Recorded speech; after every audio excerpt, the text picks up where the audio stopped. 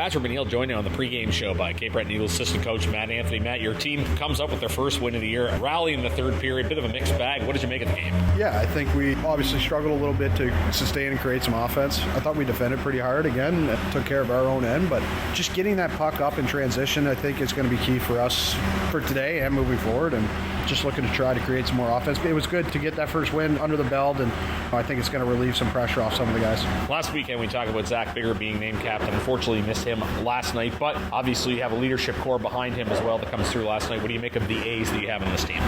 Yeah, obviously with the size of the leadership group, it's great. We've got a lot of guys that are natural leaders.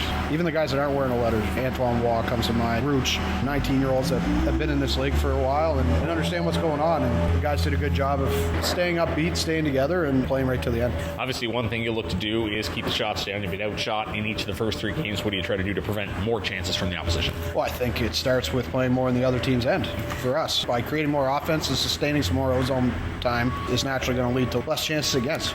I know Louis talked about face-offs as well. Good numbers last night. Luke Patterson in particular had a good night in the face-off dot. Just how important is that for your team? Yeah, huge. It's obviously something we needed to address last week in practice, and we did. And the guys have been working hard on different techniques and doing some center pre-scouts with Nicky and things like that. And it was obviously a lot more fun starting with the puck over 50% of the time than it was last weekend. So certainly an area that we want to continue to get better at. Might be more of a Nick question, but how good is it to get the monkey off the back to get a power play goal as well?